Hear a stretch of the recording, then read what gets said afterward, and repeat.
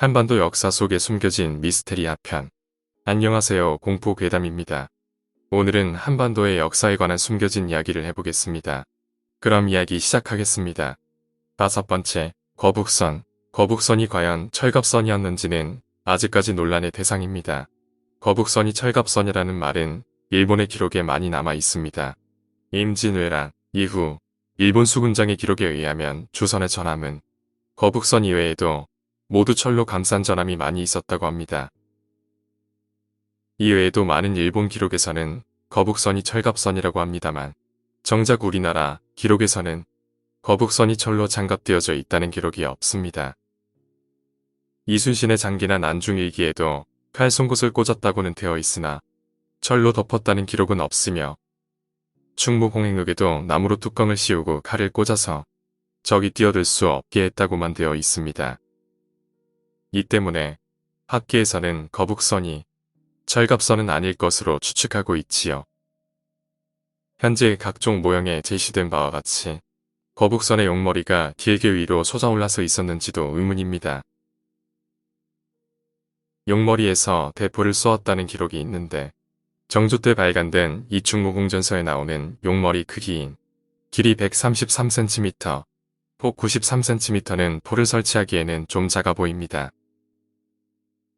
이순신의 장기나 난중일기에는 용의 입으로 현자포를 치켜 쏜다고 되어 있으며 외장을 사살한 전공도 기록되어 있습니다. 그러므로 임진왜란 당시 거북선의 용머리는 현재 모형보다 크고 거북선 선수부에 밀착되어 있었을 것으로 보입니다. 그리고 이충무공전서에는 거북머리에서 유황연기를 뿜어서 적을 혹미케 한다는 기록이 있는데 용머리의 기능이 포탑에서 연기 방출용 물뚝으로 바뀐 것이 언제인지도 알 수 없습니다. 내부에 밀폐된 공간에서 수십 개의 포를 발사하여 발생한 엄청난 양의 연기를 어떻게 처리하였는지도 의문입니다. 6번째, 석굴암.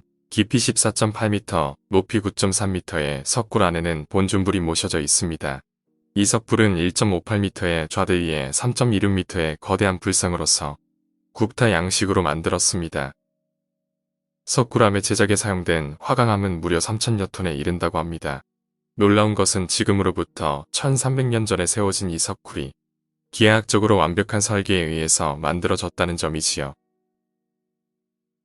석굴의 평면은 반지름이 12척인 3.3m로 정확한 원을 이루고 있으며 입구의 너비나 본존 석굴의 높이 역시 반지름이 12척으로 되어 있습니다. 옛날에는 하루의 길이를 12시간으로 보았는데 이것은 현대의 하루의 길이와 일치합니다. 그리고 오는 1년 365일을 상징하는 것으로 보입니다.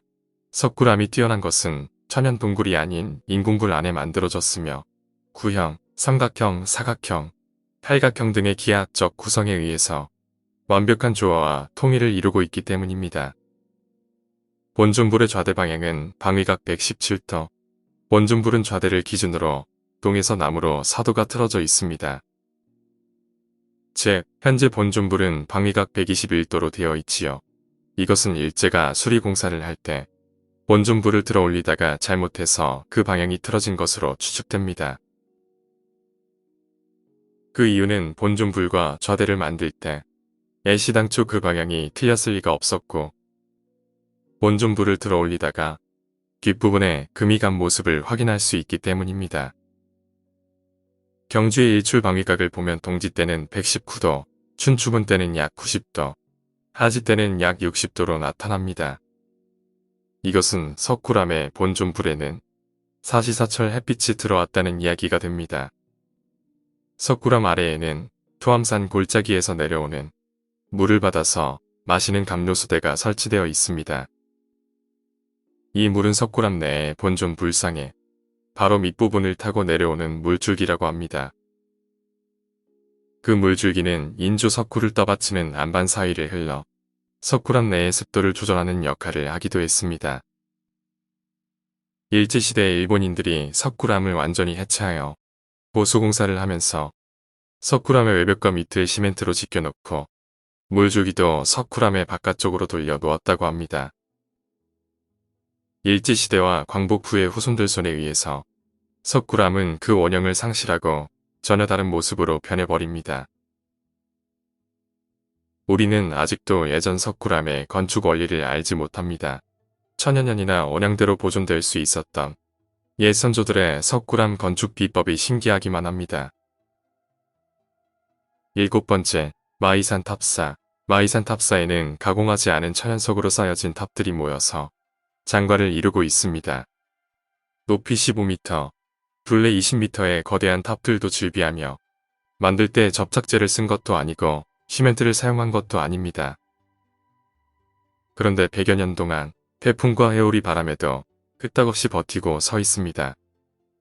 탑들이 위치한 곳은 안마이봉과 수마이봉 사이의 계곡인데 이곳은 유난히 세찬 바람이 부는 곳입니다.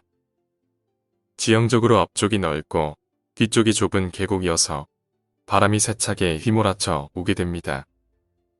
특히 여름철 태풍이 불어오면 언덕의 나뭇가지가 부러지고 웬만한 나무는 뿌리채 뽑히지만 이곳의 돌탑은 조금씩 흔들리기만 할 뿐 쓰러지지 않습니다. 이는 우리나라뿐만 아니라 세계에서도 보기 드문 불가사의로 손꼽히고 있습니다. 마이산 탑사에서만 볼 수 있는 또 하나의 신비는 바로 엿고드름입니다.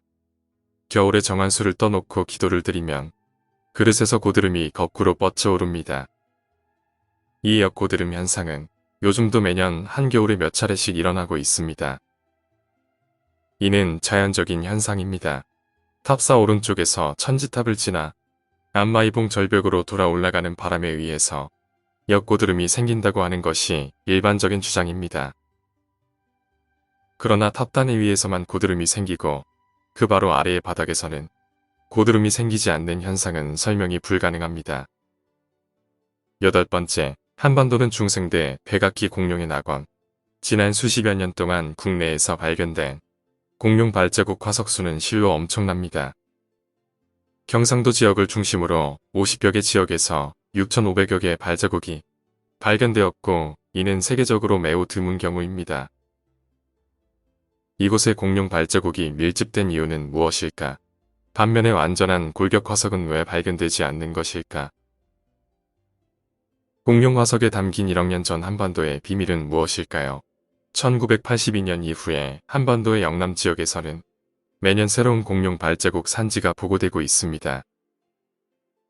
이제 발자국 산지의 발견은 더 이상은 뉴스의 가치가 없을 정도로 이 지역에서는 흔한 일이 되어버립니다.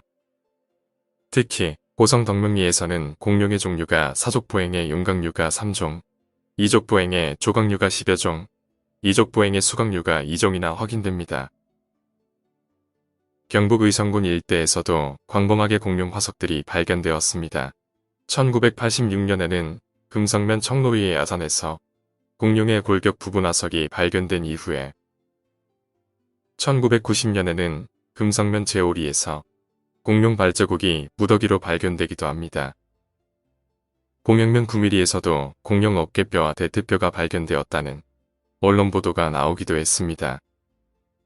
영남 지역 이외에서는 전남 해남군 황산면 우왕리 일대에서 공룡 발자국 화석이 다수 발견되었지요.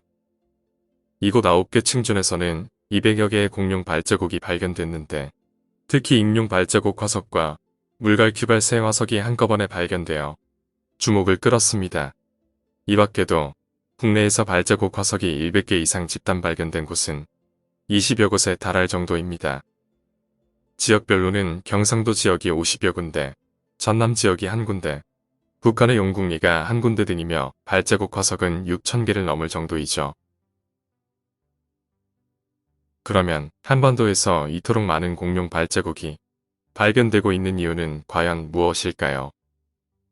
과연 한반도는 중생대 백악기의 공룡들의 천국이었는가 하는 것이지만 발견된 발자국 화석만을 고려한다면 한반도가 공룡의 천국이라는 말이 틀린 것은 아닙니다. 오늘 이야기는 여기까지입니다. 한반도에서는 정말 많은 공룡들이 살았네요. 과거의 한반도와 일본은 육지로 이어져 있었다는 얘기가 있습니다. 그래서인지 많은 공룡의 화석이 나온 게 아닐까 하네요. 오늘 이야기가 재미있으셨다면 구독과 좋아요 부탁드립니다. 감사합니다.